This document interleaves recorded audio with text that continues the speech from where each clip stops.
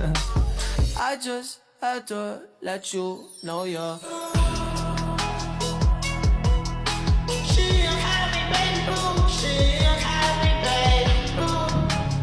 Have you ever wondered whether the death of a man who lived long ago still matters to billions of people around the world? Jesus Christ is a teacher and a leader whom many believe as the Son of God. He was arrested, put in trial, and crucified by the authorities long ago, and his death was a central part of many religious beliefs. His followers think that his death was to bring forgiveness and new life to those who believe in him. And now, we're about to watch an interview with the Reverend, who will explain and discuss the events and significance of Jesus' death, and to help us understand and affirm what we believe to have happened.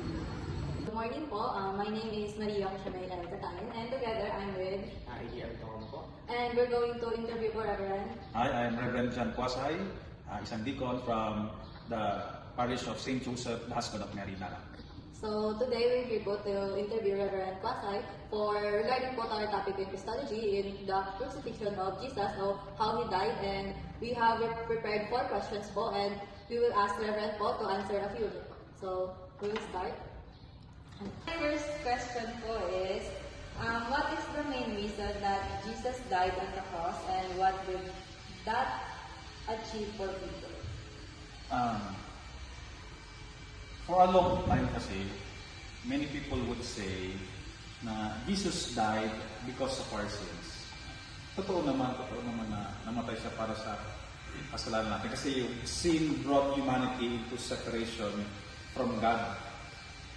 Pero kung titignan mo mabuti yung gospel, iba ang rason. Napakalalim ng rason. The reason is love. Kung titignan natin yung cross, hindi siya primarily symbol of punishment, but of love. The main reason why Jesus died on the cross for us is because of God's love. Minanifest ni Jesus yung pagmamahal sa ating Ama. Unconditional love. Kasi iba, mahal kita, pero ganito. Kung kay God, mahal na tayo, maging sino ka man. So regarding to that, let's go to the second question po is, since Jesus po was crucified, what are the main injuries po na natamo niya, and yung naging cause po ng death niya, anong injury po ba? Ang injuries na natamo siya, sa pagtakip pa lang sa kanya, imposible naman gusto na yung brutality. Pero may mga, sa Bible, may mga explicit na sinabi. Una yung scourging, o yung flagellation. Kaya sinasabi doon na si Jesus ay yung pas. Yung sa Roman scourging, gumagamit sila ng flagrum.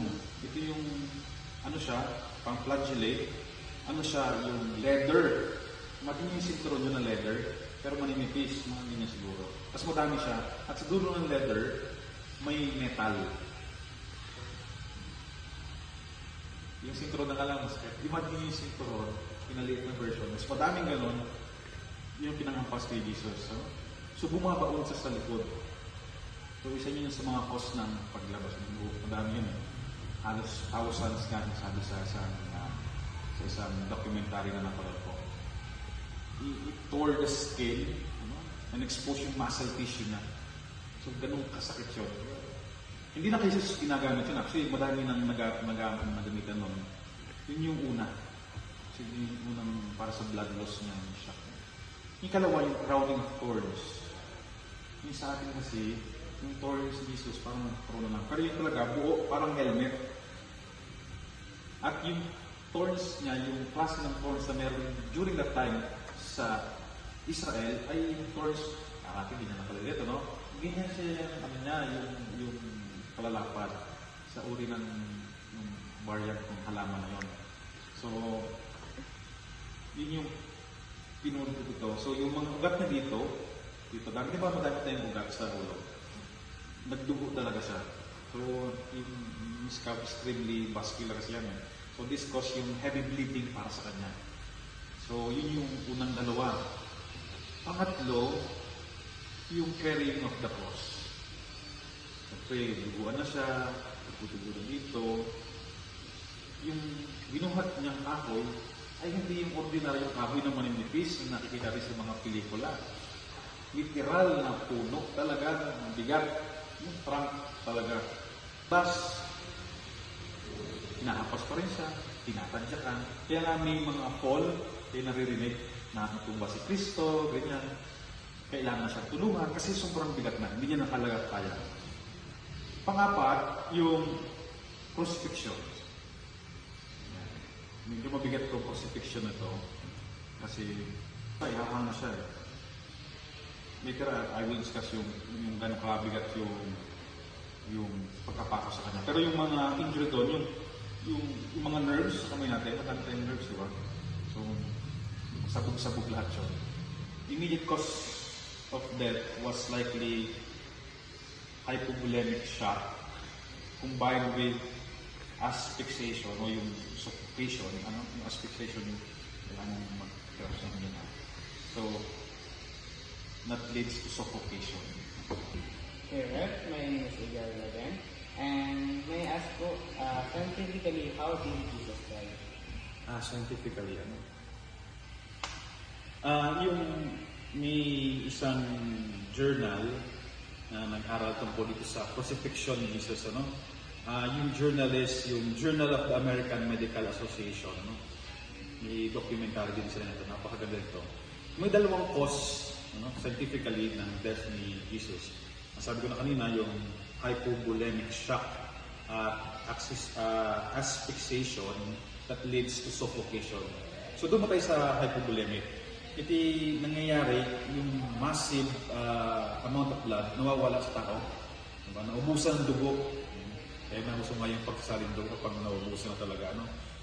Kasi narinig natin kanina na yung hematidrosis, madami na nawala sa kanyang dugo doon. Plus, yung scourging, mas madami pa yun kasi nga, hindi ng dugo, pati yung mga laman niya naglabasa na. Kasi yung pagbubuhat pa niya, yung pagputo ng corona. So, madaming yung loss ng severe blood ni Jesus sa mga na-experience niyang pasakit ng una. So, when blood volume drops drastically, yung organ ng tao, magsisimula mag-fail. So, yun yung unang rason. Yung ikalawa, yung asphyxiation. Ito na nangyari sa lahat ng victim ng crucifixion. Kasi hindi naman si Jesus na crucified. Ito yung isa sa mga pamamaraan ng mga Romans para parusahan yung tao. They will nail yung tao sa cross, so dito, para sa paa. Nakaganyan siya. So, hindi siya talagang naka-stretch, kundi may parang nakayupo sa ganyan. Nakalaylay. Yun yung term, nakalaylay. So, mahihirapan yung tao doon na huminga. Kasi nakalaylay ka, tagang nakaganyan sa wala ka pang dugo. So, ang gagawin, aangat lagi siyang gano'n. Kailangan niyang itayo yung sarili niya. Kasi kung hindi, mauubusan siya ng hininga. So, nangyari kay Jesus, dahil sobrang pagod na siya, naubusan na siya ng dugo, sugat-sugat na siya, hindi niya nakinaya. That leads sa suffocation ni Jesus. Jesus likely died from traumatic shock. Okay, thank you for that po. So next po, how has thinking about Jesus that help you in your own faith po? Reflecting sa passion ni Jesus always brings me sa tatlong reflection. Una, it reminds me of the unconditional love of God. Na ang rason ng lahat ng ito, nagkasala man ng tao o hindi, papadala niyo pa rin si Jesus dahil sa pagmamahal. Pagmamahal na hindi kailangan ng rason. Pagmamahal na pinapakita ng lahat. Pagmamahal na handang ibigay ang lahat. Yun yung unang pumapasok lagi sa akin. Kasi lalo sa panahon ngayon, mahal kita pero Kailangan ganito, kailangan ganyan, ganito ka, kailangan bago yung sarili mo. Pero ang Diyos, mahal lang kita. Ikalawa, it teaches me humility and sacrifice. Biruin mo, Diyos. Diyos ka na eh. Ba't ka bababa sa level namin? Parang mayor ka na, ba't ka bababa sa mga level namin mga tanod? Parang ganun yung ano. So yung pagpapakababa ay tuturo sa akin pagtanggap sa kalooban. Kasi kung ma-pride ka, hindi ka naman tatanggap ng utos, di ba? Hindi ka tatanggap ng parusa. Ba't ako mamamatay sa kamay niyo? Yung Diyos ako. Pero pinakita ng Diyos sa kanyang kababaang loob. Pangatlo, it gives me hope. Dahil ang tao ng kasalanan, may pag-asa pala akong maligtas. May pag-asa akong makasama ng Diyos. May nagmamahal sa akin. Hindi lang ako wretched na nilalang. Hindi, may Diyos na sobra yung pagmamahal sa akin.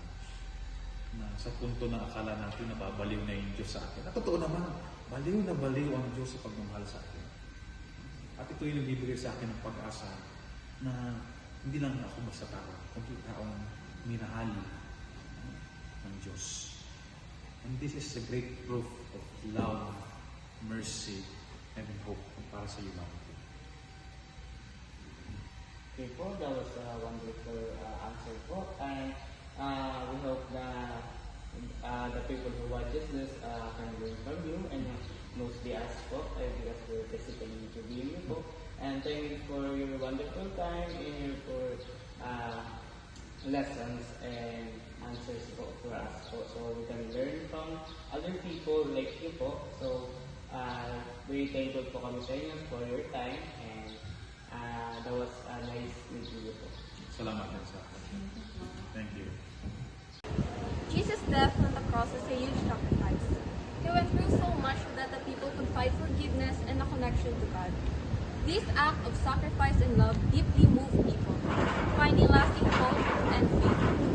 This project taught me that Jesus' story was not just a story from an old time. It's a message of love, forgiven, and hope until this day. Hello guys, on the way kami ngayon sa coffee kasi libre kami ni Rev kasi napakabait naming mga estudyante. Tayo?